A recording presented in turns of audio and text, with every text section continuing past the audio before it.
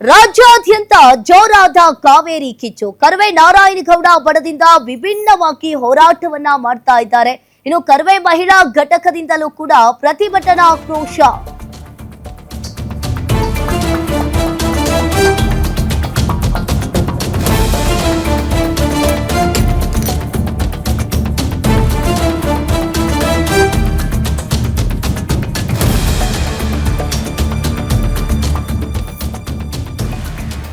ಕರ್ವೆ ಮಹಿಳಾ ಘಟಕದಿಂದಲೂ ಕೂಡ ಪ್ರತಿಭಟನಾ ಆಕ್ರೋಶ ಕೇಳಿಬರ್ತಾ ಇದೆ. ಗಾಂಧಿನಗರ ಕರ್ವೆ ಕಚೇರಿಯಿಂದ ಫ್ರೀಡಂ ಪಾರ್ಕ್ ವರೆಗೂ ಜಾಥಾ. ಇನ್ನು ಈ ಮೆರವಣಿಗೆಯಲ್ಲಿ ಖಾಲಿ ಕೂಡ ಪ್ರದರ್ಶಿಸಲಿರುವ ಮಹಿಳೆಯರು ಬೆಳಗ್ಗೆ 11 ಗಂಟೆಗೆ ಆರಂಭವಾಗಲಿರೋ ಕರ್ವೆ ಮೆರವಣಿಗೆ. ಸಿಡಬ್ಲ್ಯೂಆರ್ಸಿ ಮತ್ತು ಸಿಡಬ್ಲ್ಯೂಎಂಪಿಎ ಆದೇಶ ರಾಜ್ಯಕ್ಕೆ ಮರಣ ಶಾಸನವಿದ್ದಂತೆ. ಇನ್ನು ಯಾವುದೇ ಕಾರಣಕ್ಕೂ ಕೂಡ ತಮಿಳುನಾಡಿಗೆ ನೀರು ಬಿಡಬಾರ್ದಂತ ಹೇಳಿ ಪಟ್ಟು ಹಿಡಿದಿದ್ದಾರೆ. ಇನ್ನು ಕಾವೇರಿಯ ಕಿಚ್ಚು ಇಡೀ ರಾಜ್ಯಾದ್ಯಂತ ಈಗಾಗಲೇ ಆಕ್ರೋಶವನ್ನ ವ್ಯಕ್ತಪಡಿಸ್ತಾ ಇದ್ದಾರೆ. ಇನ್ನು ಕಳೆದ 2 ದಿನಗಳಿಂದಲೂ ಕೂಡ ಕನ್ನಡ ಪರ ಸಂಘಟನೆಗಳು ಹಾಗೆ ರೈತ ಮುಖಂಡರು ರೈತರು ಕೂಡ ಈ ಕಾವೇರಿಗಾಗಿ ಹೋರಾಟವನ್ನ ನಡೆಸ್ತಾ ಇದ್ದಾರೆ. ಇನ್ನು ಕರ್ವೆ ಮಹಿಳಾ ಘಟಕದಿಂದ ಈಗಾಗಲೇ ಪ್ರತಿಭಟನಾ ಆಕ್ರೋಶ ಕೂಡ ಕೇಳಿ ಬರ್ತಾ ಇದೆ. ಇನ್ನು ಗಾಂಧಿನಗರ ಕರ್ವೆ ಕಚೇರಿಯಿಂದ ಫ್ರೀಡಂ ಪಾರ್ಕ್ ವರೆಗೂ ಕೂಡ ಜಾಥಾ ಮಾಡ್ತಾ ಇದ್ದಾರೆ.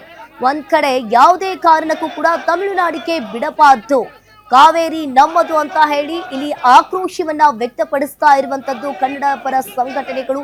ಇಡೀ ರಾಜ್ಯಾದ್ಯಂತ ಈ ಕಾವೇರಿಯ ಕಿಚ್ಚು ಕೂಡ ಈಗ ಜೋರಾಗಿದೆ. ಇನ್ನು ಕಳೆದ 3 ದಿನಗಳಿಂದಲೂ ಕೂಡ ಮಂಡ್ಯದಲ್ಲಿ ಕಾವೇರಿಗಾಗಿ ಹೋರಾಟವನ್ನ ಮಾಡ್ತಾ ಇದ್ರು ರೈತರು. ಈಗ ಈ ಕಾವೇರಿಗಾಗಿ ಇಡೀ ರಾಜ್ಯಾದ್ಯಂತ ಕನ್ನಡ ಪರ ಸಂಘಟನೆಗಳು ಹೋರಾಟವನ್ನ ಮಾಡ್ತಾ ಇದ್ದಾರೆ. ಮಂಡ್ಯದಲ್ಲಿ ಇವತ್ತು ಮೊಳಗಲಿದೆ ಕಾವೇರಿ ಕಹಳೆ. ಸಂಜಯ್ ವೃತ್ತದಲ್ಲಿ ರೈತ ಹಿತ ರಕ್ಷಣಾ ಸಮಿತಿ ಪ್ರತಿಭಟನೆ. ತಮಿಳುನಾಡು ಸಿಎಂ ಗೋ ಬ್ಯಾಕ್ ಚಳವಳಿಗೆ ತಯಾರಿಯನ್ನ ಮಾಡಿಕೊಂಡಿದ್ದಾರೆ. ತಮಿಳುನಾಡು ಸಿಎಂ ಗೋ ಬ್ಯಾಕ್ ಚಳವಳಿಗೆ ತಯಾರಿಯನ್ನ ಮಾಡಿಕೊಂಡಿರುವಂತದ್ದು ರೈತ ಹಿತ ರಕ್ಷಣಾ ಸಮಿತಿ ಹೋರಾಟಕ್ಕೆ ರೈತ ಸಂಘ ಈಗ ಸಾಥ್ ನೀಡಿದ್ದಾರೆ. ಇನ್ನೊಂದ್ ಕಡೆ ಭೂಮಿ ತಾಯಿ ಹೋರಾಟ ಸಮಿತಿ ಸೇರಿ ಹಲವರು ಕೂಡ ಈಗ ಸಾಥನ್ನ ನೀಡಿರುವಂತದ್ದು. ಈಗಾಗಲೇ ತಾಲೂಕು ಕೇಂದ್ರಗಳಲ್ಲಿ ಚಳವಳಿಗೆ ಹೋರಾಟಗಾರರಿಂದ ಕರೆ ನೀಡಲಾಗಿದೆ. ಇನ್ನು ಮಂಡ್ಯದಲ್ಲಿ ಇವತ್ತು ಕೂಡ ಕಾವೇರಿಯ ಕಹಳೆ ಮೊಳಗಲಿದೆ. ಕಳೆದ 3 ದಿನಗಳಿಂದಲೂ ಕೂಡ ಕಾವೇರಿಗಾಗಿ ಮಂಡ್ಯದ ರೈತರು ಕೂಡ ಹೋರಾಟವನ್ನ ಮಾಡ್ತಾ ಇದ್ರು. ಸಂಜೆ ವೃತ್ತದಲ್ಲಿ ರೈತ ಹಿತ ರಕ್ಷಣಾ ಸಮಿತಿಯಿಂದ ಇವತ್ತು ಕೂಡ ಪ್ರತಿಭಟನೆಯನ್ನ ಮಾಡಲಾಗುತ್ತೆ. ತಾಲೂಕು ಕೇಂದ್ರಗಳಲ್ಲಿ ಚಳವಳಿಗೆ ಹೋರಾಟಗಾರರಿಂದ ಕರೆ ಕೂಡ ನೀಡಲಾಗಿದೆ. ನಿನ್ನೆಯೂ ಕೂಡ ಬಿಜೆಪಿಯವರು ಕೂಡ ಬಿಜೆಪಿ ಕಾರ್ಯಕರ್ತರು ಕಾವೇರಿಗಾಗಿ ಹೋರಾಟವನ್ನ ಮಾಡಿದ್ರು ಮಂಡ್ಯದಲ್ಲಿ. ಇವತ್ತು ಮತ್ತೆ ತಮಿಳುನಾಡು ಸಿಎಂ ಗೋ ಬ್ಯಾಕ್ ಚಳುವಳಿಗೆ ಈಗಾಗಲೇ ಮಂಡ್ಯದಲ್ಲಿ ತಯಾರಿಯನ್ನ ಮಾಡಿಕೊಂಡಿದ್ದಾರೆ.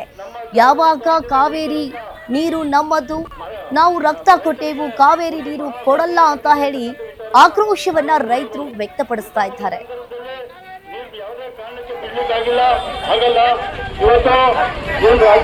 ಹೋರಾಟ ಮಾಡಿ ನೀರನ್ನ ನಾಲೆಗಳಿಗೆ ಬಿಡುಗಡೆ ಮಾಡಿದ್ರು. ಆ ನೀರನ್ನ ಈಗಾಗಲೇ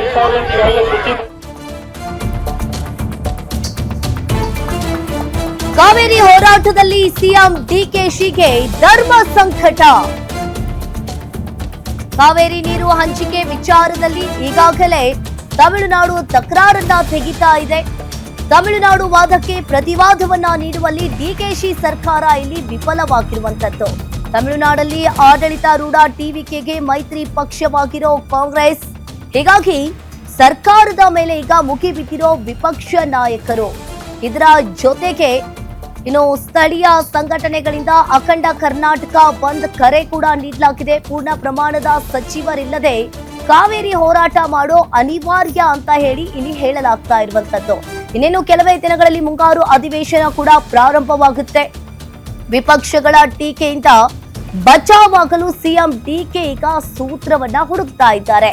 ಇನ್ನು ನಿನ್ನೆಯೂ ಕೂಡ ಸರ್ವಪಕ್ಷ ಸಭೆಯನ್ನ ಕರೆದು ಅಭಿಪ್ರಾಯವನ್ನ ಕಲೆ ಹಾಕಲು ಈಗಾಗಲೇ ಸಿಎಂ ಡಿಕೆ ಶಿವಕುಮಾರ್ ಅವರು ನಿನ್ನೆ ಒಂದು ಮೀಟಿಂಗ್ ಕೂಡ ಮಾಡಿದ್ರು. ಈಗ ಮತ್ತೆ ಸರ್ವಪಕ್ಷ ಸಭೆ ಕರೆದು ಅಭಿಪ್ರಾಯ ಕಲೆ ಹಾಕಲು ಸಿಎಂ ಡಿಕೆ ಶಿವಕುಮಾರ್ ಅವರು ಕೂಡ ಮುಂದಾಗಿರುವಂತದ್ದು. ನಾಳೆ ಗೃಹ ಕಚೇರಿ ಕೃಷ್ಣಾದಲ್ಲಿ ಸರ್ವಪಕ್ಷ ಸಭೆ ನಡೆಯಲಿದೆ. ಈ ನಡುವೆ ತಮಿಳುನಾಡು ಸಿಎಂ ವಿಜಯ್ ಜೊತೆ ಸಭೆಯನ್ನ ಮುಂದೂಡಿಕೆ ಕೂಡ ಮಾಡಲಾಗಿರುವಂತದ್ದು. ಇನ್ನು ಒಂದ್ ಕಡೆ ಇನ್ನೇನು ಕೆಲವೇ ದಿನಗಳಲ್ಲಿ ಮುಂಗಾರು ಅಧಿವೇಶನ ಕೂಡ ಪ್ರಾರಂಭವಾಗುತ್ತೆ. ಒಂದ್ ಕಡೆ ಡಿಕೆ ಶಿವಕುಮಾರ್ಗೆ ಈಗ ಧರ್ಮ ಸಂಕಟ ಎದುರಾಗಿರುವಂತದ್ದು. ಇನ್ನೊಂದ್ ಕಡೆ ತಮಿಳುನಾಡು ಸರ್ಕಾರದಲ್ಲಿ ಕಾಂಗ್ರೆಸ್ ಕೂಡ ಅವರಿಗೆ ಮೈತ್ರಿ ಪಕ್ಷ ಆಗಿರುವಂತದ್ದು. ಇನ್ನೊಂದು ಇಲ್ಲಿ ಏನ್ ನಿರ್ಧಾರವನ್ನ ತೆಗೆದುಕೊಳ್ತಾರೆ ಸಿಎಂ ಡಿ.ಕೆ. ಶಿವಕುಮಾರ್ ಈ ಕಾವೇರಿ ವಿಚಾರದಲ್ಲಿ ಅನ್ನೋದನ್ನ ಕಾದ್ ನೋಡ್ಬೇಕಾಗುತ್ತೆ. ನಾಳೆ ಮತ್ತೆ ಗೃಹ ಕಚೇರಿಯಲ್ಲಿ ಕೂಡ ಸಭೆಯನ್ನ ಮಾಡಲಿದ್ದಾರೆ, ಸರ್ವ ಪಕ್ಷದ ಸಭೆ ಕೂಡ ಮಾಡಲಿದ್ದಾರೆ. ಈ ಕಾವೇರಿಯ ಕಿಚ್ಚು ಎಲ್ಲಿಗೆ ಬಂದು ನಿಲ್ಲುತ್ತೆ ಅನ್ನೋದು ಕಾದ್ ನೋಡ್ಬೇಕಾಗುತ್ತೆ. ವಿಪಕ್ಷಗಳ ಟೀಕೆಯಿಂದ ಇನ್ನು ಸಿಎಂ ಡಿ.ಕೆ. ಯಾವ ಸೂತ್ರವನ್ನ ಹುಡುಕ್ತಾರೆ ಹಾಗಾದ್ರೆ?